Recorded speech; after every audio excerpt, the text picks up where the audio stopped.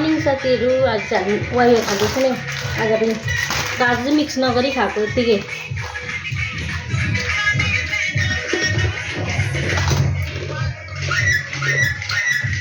साथीहरू हेर्नुहोस् है, आज चाहिँ हाम्रो बहिनीले यहाँ के हो बहिनी हो किडनी लिभर लिएर आएछ। धेरै खुट्टा चाहिँ डल्डलै बनाएर ल्याएछ यसले आज। अन्त यहाँ चाहिँ मैले टमाटरको टक्रा ड्राई फिस ल्याएको छु, चाहिँ दाल, अन्त यहाँ भात। इसका तो टिफिन ही अटक गया। गम खाइसक्यो कोही चाहिँ हो खाना। इसको तो टिफिनै खोलिएन यहाँ।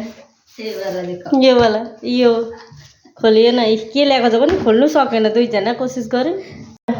ये वाला ऊपर निकलते हैं ना, ऊपर का निकलते हैं ना।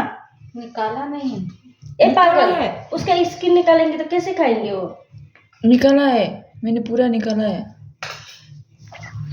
ऐसे भी खाते हैं बस हम नहीं, मैं तो पूरा निकाल के खाती हूँ रे।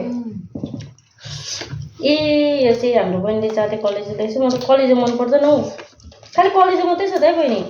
हेर्नु राम्रोसँगले तेल छानेर खायो त। कलेज मन यादैन, कलेज मन पर्दैन।